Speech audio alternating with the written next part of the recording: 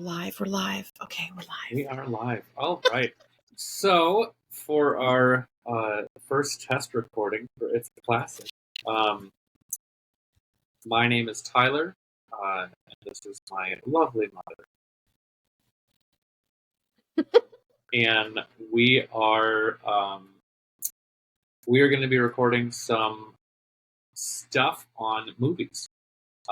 We both like a lot of movies. I mean, who doesn't like movies? But we also don't really talk to each other that much. So I've got a wife and 4 kids, and they talk to her more than I do. They talk every day. I talk to your household every day. And that's fine. So, yes, you do. So anyway, yeah, so we're just going to talk about some movies. And I don't know if I'll actually post this one or if this is just going to be a test. But we're testing. No, you have to post this because then we need some feedback from our fans. We have fans, you know. Yeah. Okay, so a couple things. Podcast name is called It's a Classic, which sounds like we're just going to be talking about classic films. Not the case. But in my family growing up, we always, any movie we liked, regardless of what year it came out or what it was about, if we liked it, we said, that's a classic. It is. I get comments like, oh, like Wizard of Oz or Casablanca. I'm like, no, like Jim Carrey's The Grinch or Three Amigos. Like, that's a classic. Classic. They're classics. So it's a classic, or at least for us it is. And I have kids running in every once in a while. What's up, buddy? Right. We love our kids. We love our grandbabies.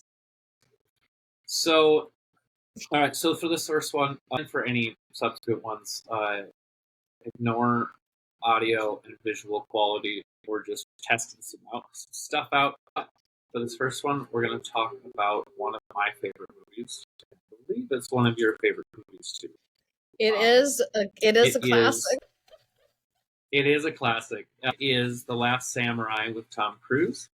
I've heard a lot of mixed reviews of this movie. I personally think it's wonderful. Yeah, people have an issue with. Some people just have an issue with Tom Cruise. That one I don't understand. I do.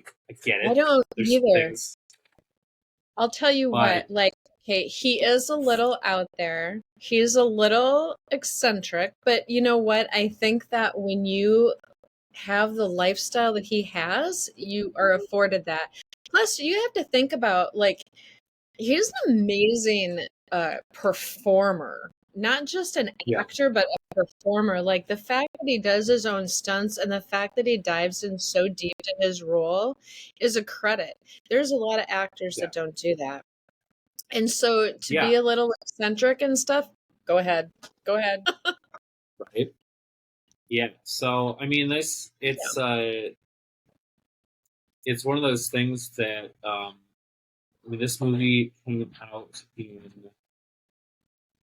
I'm actually looking at it now just to make sure I have the exact date. 2003. Yeah, I can't even remember. Really? It was 2003?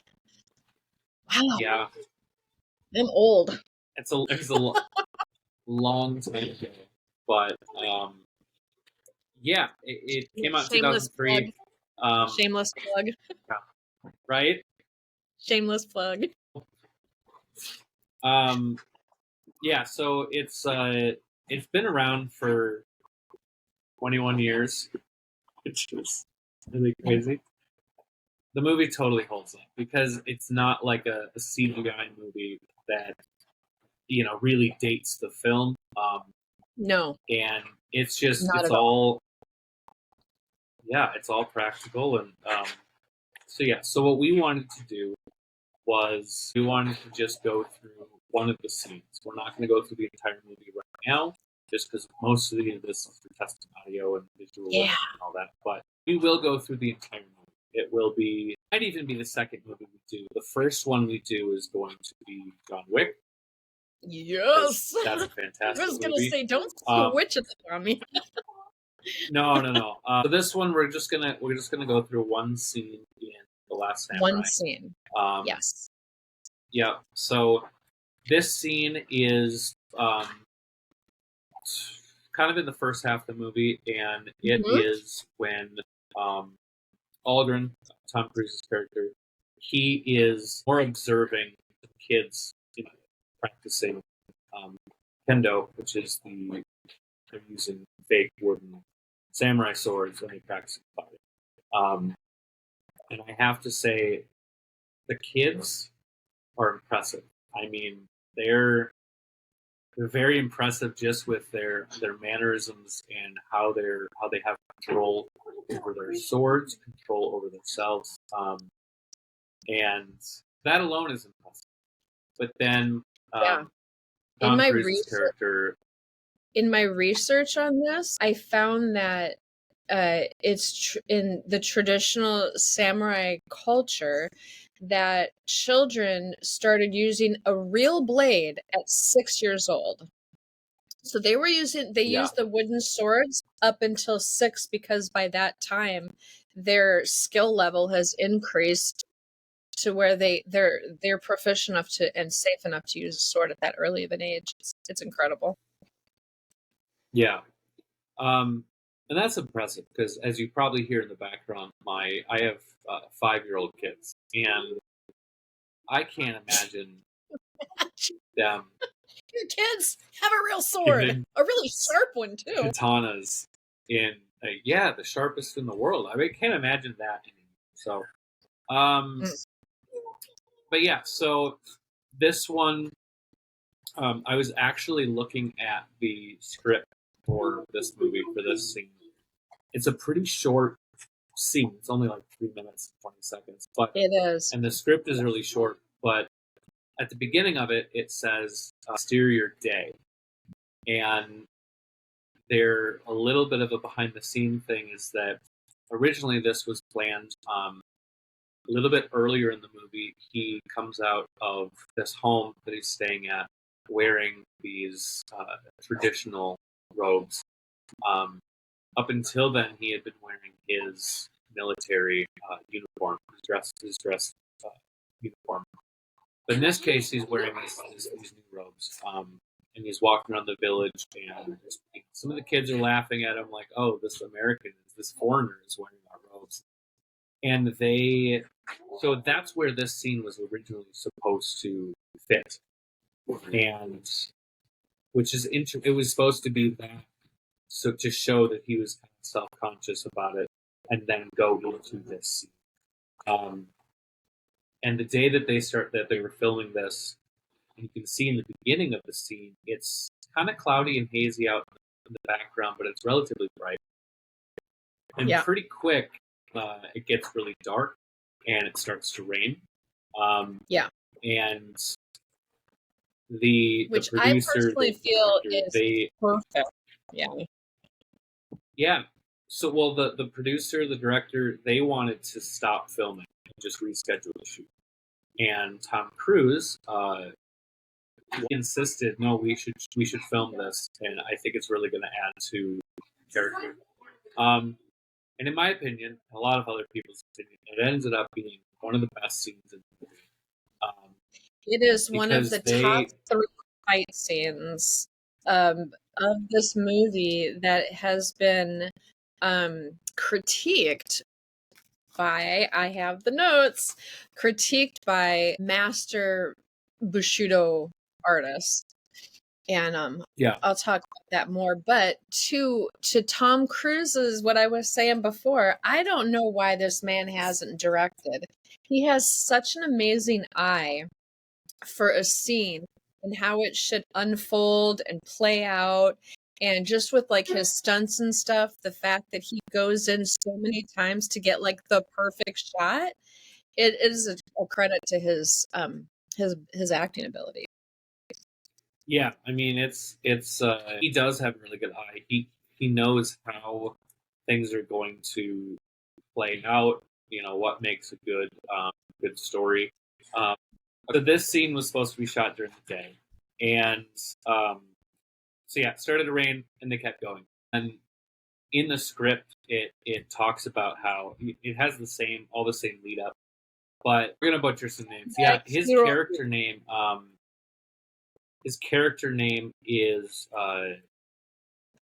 Ujio. It's Ujio. Again, please forgive our pronunciation. In the script,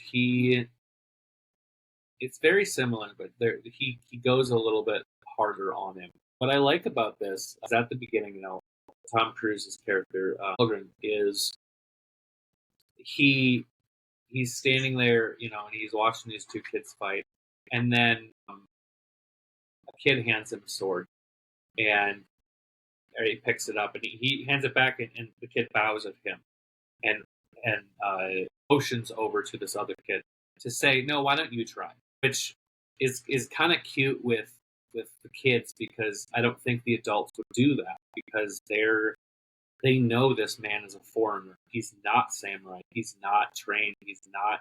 They don't see him as honorable at all. They see him as No, a he's the man level that of killed one of their warriors. Yeah. So, but this kid, kids don't care about any of that. So they just say, hey, he motions to him. So he starts to fight him, and the stance that Tom Cruise has in this is so cocky. He's holding the sword kind of as he would one hand, as he would one of his military swords that he's used to using. Right. And the blocks he's using, the way he moves his body, the look on his face is so full of himself. It is, I am so experienced and trained. These little kids are nothing. This is nothing. But you can see the kid's stature is just like, okay, it doesn't matter that this is a grown man with training. I'm still going to do my best. And he does. Yeah.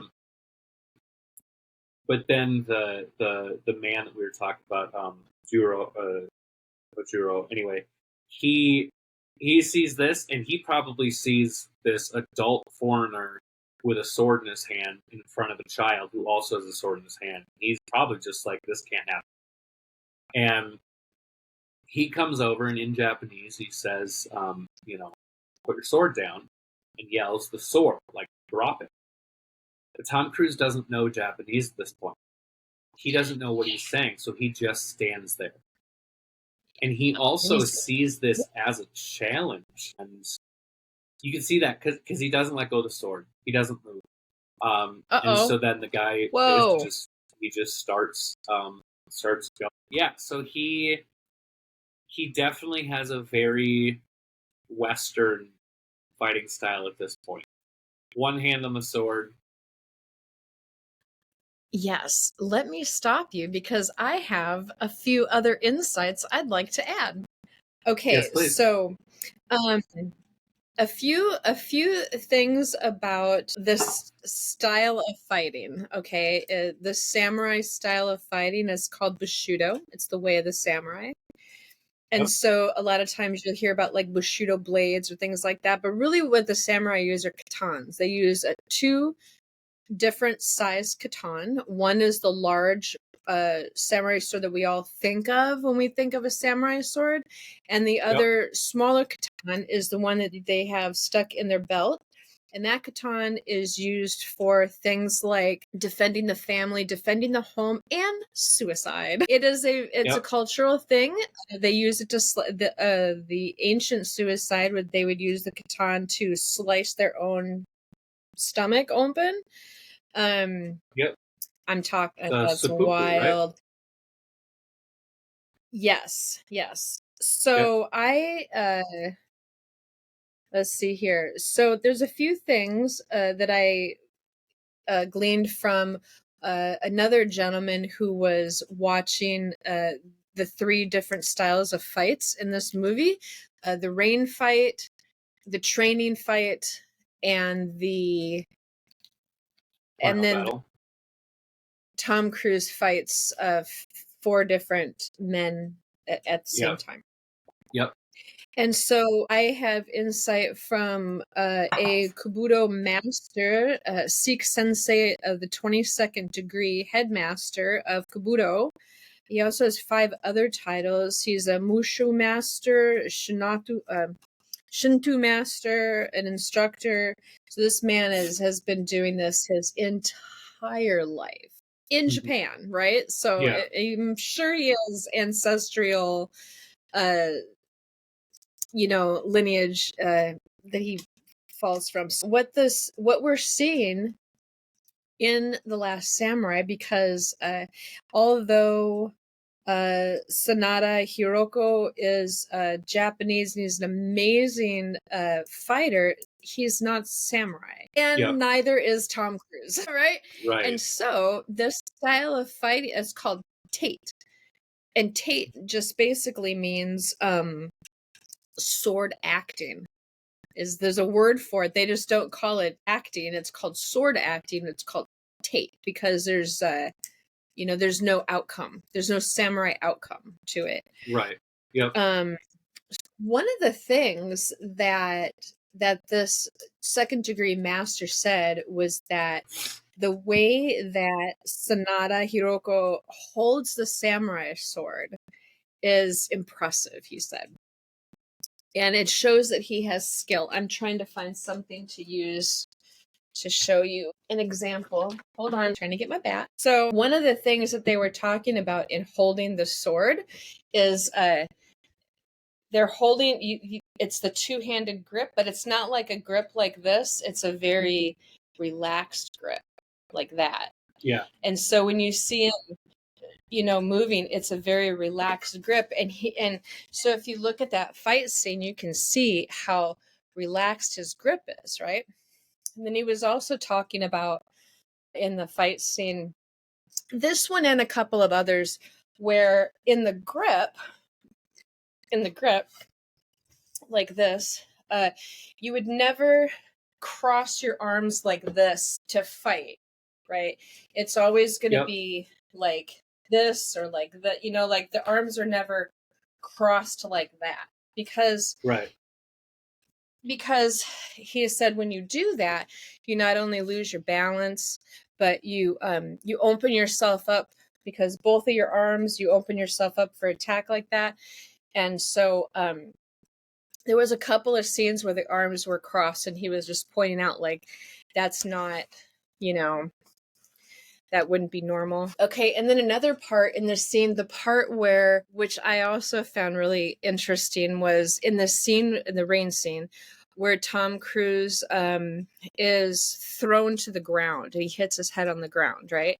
A couple of different things in that scene that he points out is that samurai also use jujitsu, kendo, judo. They use other forms of martial arts within the incorporation of the samurai. So in that particular scene where he hit the ground, he was using jujitsu to throw him, and that's why he lands so hard on the ground. Yeah. But he also said he wouldn't have gotten up so fast, hit the ground that hard. And then the other thing that they were, did he do it in that scene?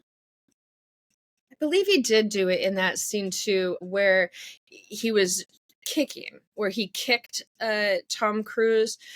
But what he saw in that kick was that he kicked him too high.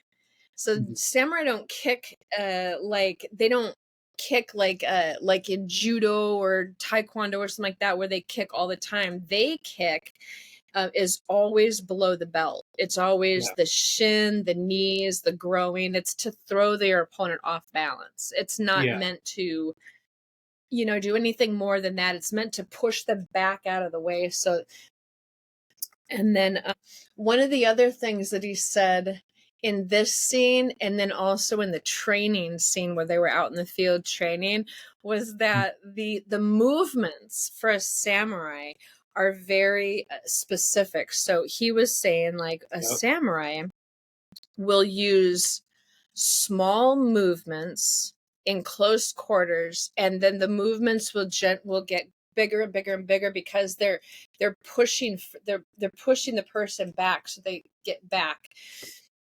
So some of the movements that they were showing, these broad stroke movements, he's like, those are too big and they're too exaggerated, and it's not authentic to see a samurai do that. He said it's actually a taboo to see that happening because the samurai, if you look at like old movies, like old samurai movies, they're more authentic, where they're showing like the samurai takes his sword out, does a swift move, and puts it back in. Because that's the way of the that's the Bushido. That's the way they, one's movement will take your opponent down, and then you just put your sword right back in. So Yep, he's like, I believe it's two moves. It's one move to slice and the other move to clean the blood off before you put it back in your health. Yeah, it's yep, yeah. It's called waru, I think. The small movements. And then and he said also the fights were too long. They were just too long, too big, too exaggerated. Samurai don't fight like that. They fight to get it one and done. You know what I mean? Like they're not there to go 12 rounds. It's the finish him part, the finish him, that you hear in the Mortal Kombat thing. That's kind of the way. And then and they were also talking about this thing called Zashin. You're going to see that not so much in the rain fight, but maybe more so in the fight where Tom Cruise. So I'm going to jump out of the rain fight just for a second, only because I want to talk about Tom Cruise and how amazing he is as an actor in this movie. His cup.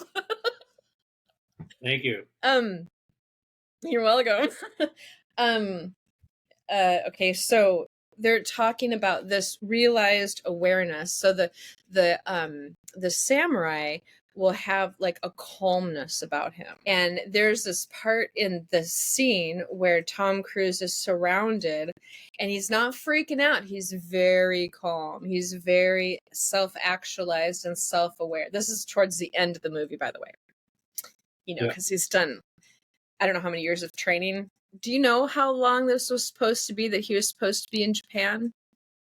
Yeah, he was brought there to the village, like basically what we would call autumn, and then he had to stay through the winter and spring, and then he returned back, I believe, in the summer. So maybe a year. Yeah. Maybe less, but maybe a year. Let's assume a year. Okay. So this 22nd degree headmaster of Kabuto said that he was incredibly impressed by Tom Cruise in this last fight scene of the movie where he was surrounded like that because of the movements that he showed. He said it takes a professional studying samurai 2 to 3 years to learn to move in this way, and Tom Cruise was moving in that way. This man was very impressed by how he looked authentic. He really learned the part. And so that's all I have to say about that. It was really incredible. It was really incredible. It was incredible to hear the people that actually train in this art for a living, for their lifetime and stuff, to critique the movie and the training and stuff, so. Yeah, I'm really impressed with Tom Cruise as an actor. Yeah, no, he's pretty great. Point, we've only seen Tom Cruise fighting once, up until this point. The very beginning, when he goes, because he's called to Japan to train this fleet of soldiers, and he's rushed into a battle, and he to jump out of this scene for a second, one of my favorite parts of this movie is the very, very beginning. They're saying we need to go to war because, Katsumoto's men are moving and, we need to move. And he says, we're not ready. And they basically are saying, we don't care. They need to be ready now. And he said, they're a bunch of farmers. They're not soldiers. And he called out to, I don't remember his name. He played Wormtail in Harry Potter. I never remember his name. He's a great actor. But anyway, he No idea who you're talking about. That's okay. He's kind of like his almost like his guide into the Japanese culture. But we're watching all this too, and he tells this other guy, he says, "You tell your men, like tell this man." He goes up to one of the soldiers to fire at this target behind, like shoot me, just shoot me. And the soldier's freaked out. It's this young guy who's like a farmer, and he is saying like, "Tell your man to fire." And in that, he does, and Tom Cruise, Algren, hears the word ute being the word for fire. So he starts yelling at this man, "Fire, fire, ute." And he is screaming at the man. And then he pulls out a gun, and he is saying, "Ute, fire." And so this guy's like frantically loading this, the long rifle, and Can you imagine being in war and being charged upon, and you gotta like load that sucker up, the right way? right, yeah, I mean, yeah, and so anyway, he like Tom Cruise, shoots at him, and he shoots his hat off, like shows the accuracy, and shoots, and is nowhere near him, and Tom Cruise is only like 15, 20 feet in front of him. And he just says, "We're not ready." The next scene is them going into this battle. So this battle, this is the first time you see Tom Cruise fighting, and it's the relentlessness of Algren in this, where I think there's 5 or 6 warriors around him, and all he has is a flagpole, and he's using that as a weapon to try to keep himself clear of these 5 or 6 people just surrounding him. And does the flag have a tiger on it? It does the flag have a tiger on it? Yes. Did you know there's no tigers in Japan? There's no tigers in Japan. They're in China, by the way, but they're not in Japan. That was another thing they like to point out about this movie. They're like, "Oh, by the way." Right. We'll get into that when we go into the full movie, but because it's cool to put on a flag. Like the only time you see him fighting is you see, okay, he's not going to give up. So you already know that. But then in the rain scene, hold on one second. It's been a long time since I've seen this movie. In the very beginning of the movie, was he drunk in the very beginning, like an alcoholic drunk, like trying to like drink his pain away, sort of thing? Yes. So that's why I think personally that first fight scene in the movie, he was just like, I just don't even care. You know what I mean? Like there's certain aspects of that personality that's like, I got nothing to lose, Yeah. Yep. That's where I think that's kind of comes from, some people that don't have anything to lose. Yeah. That, and so, and he knows that like no one here is going to help me because none of the men that I brought here know what to do. They've all run away at this point. So I'm by myself. I'm either going to die here I'm going to fight off as many people as I can. Anyway, so once the rain scene happens, we know, okay, he's not the type of person to get up. But it still comes as a shock because he gets hit hard. And in the script, it says that the other man, he hits him so hard in the side, like that ribs would be broken. And he gets sent to the ground. And he turns around because he realizes that he's getting up because of the people around him. He said, like, noticing the crowd's reaction, he turns around, and Aldrin is getting back up. And at one point, he gets hit in the face, and he falls back to the ground, and he gets back up. And in the script, it says the final blows, he does blow after blow onto Aldrin, and when he falls to the ground unconscious, he's holding the sword still. Like when he's completely knocked out, laying on the ground, but the sword is still in his hand, and it just shows. Yeah, that was one of the. Go ahead. Sorry. No. Go for it. There's a delay a little bit, so I apologize for that. But I was going to say one of the things that really stuck out to me in that fight scene when he was getting pummeled like that was when he was on the ground and he keeps getting up, and one of the last times before he like gets knocked out was he had a hold of the sword still. You know what I mean? And the guy was like taking the sword up from him and he had a hold of it still. He had to like shake his hand, shake his hand off the sword to Yeah. make him let go. And that to me just was like, that was just showing, I think, everybody that the fight that this man had inside of him, you know. And he was going to show Well, everybody else that same fight and that same determination and was going to save these people. And I think yeah. that they needed to see that about him. They needed to Well, see that. so it a couple times it cuts to Taka. Taka is the woman that he has been staying with at her house Yeah. with her children.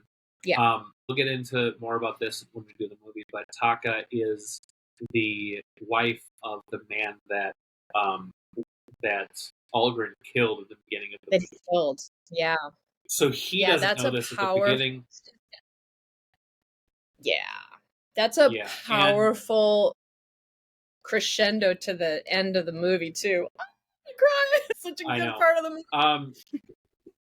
So it cuts to her because at first she's just watching, but once he keeps trying to Yeah. get back up, there's a realization in this moment where Yeah. she realizes the death of my husband was a good death, as they would say, an honorable death, because Yeah. Honorable. he wasn't killed by a foreigner who is cheating. He was killed by a man who knows so much about battle and was not going to give up that it would have been an honorable fight. So at that point, for her, it was a respect for Algren, because after this point is when she starts to talk to him, starts to look at him, starts to address him. Yeah. But before this point, So I want to. she doesn't even want to be in the same room with him. Yeah, yeah. So I wanted to bring that point up too because there's something about the Eastern culture that we as Westerners don't know, and sometimes we don't understand until it's pointed out to us. And this same aspect is also relevant in like Middle Eastern cultures, especially like in Jerusalem and places like that.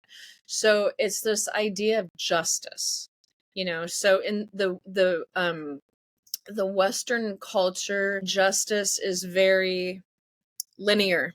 You know what I mean? You're either right or you're Yeah, wrong. We've got the scales of justice. It's tipping one way or the other. You're either right or you're wrong. But in Eastern and Middle Eastern culture, it's an honor shame society. So you've got honor and you've got shame. And once you're down in shame, it takes an honorable person to lift you back up into a place of honor. You know what I mean? And so yep, for this woman and her family, she could very well be in a place of shame just because of her husband's death. It may not be anything that yeah, she did, but her family could be in a place of shame. And then you bring this foreigner into your house, that could even further that shame. You know what I mean? yep. His role and how he brings that household back to a place of honor is what gets me choked up every time. It's I so know. good. It's such a great, if you think about that while you're watching this movie, that honor shame, all just it really flows together really nicely. Like Mhm. multiple parts of the movie represent that. And I think a lot of Yeah, people miss it if you don't understand that. yeah. I saw somebody make a comment about this, kind of comparing the two, and um, they said that in the Japanese culture, that honor comes from success, but also being able to accept failure with dignity, and that in the West, Hmm. honor means never stop trying and never accepting failure. Um, and you see that so much in this. Yeah. he will keep getting Yes. up, and he does not accept failure. Really, that's a really interesting Yeah, thing to point out there, because I would have never thought about, maybe that's why he reacted the way he did, not Tom Cruise's character, but the other guy.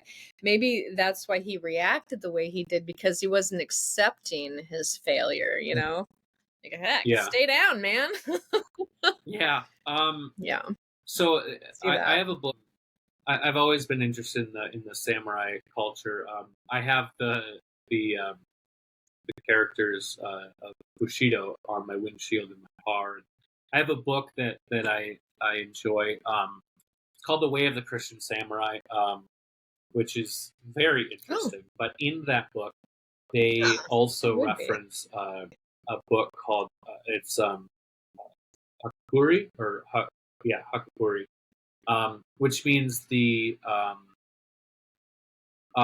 Book of Hidden Leaves. And in here, there's a line that talks about this. They're fighting in the samurai culture, and it's if one sword is broken, he will strike with his hands. If his hands are cut off, he will press the enemy down with his shoulders.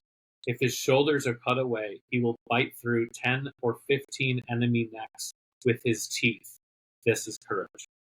And I love that line because it's just like, no matter what, you're going to just continue to succeed. You're gonna fight no matter what. And Even then think about that though.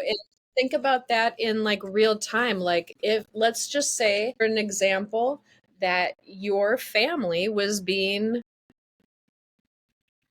persecuted for whatever reason, wouldn't you do everything in your power until you had no more breath in your body to defend and protect that?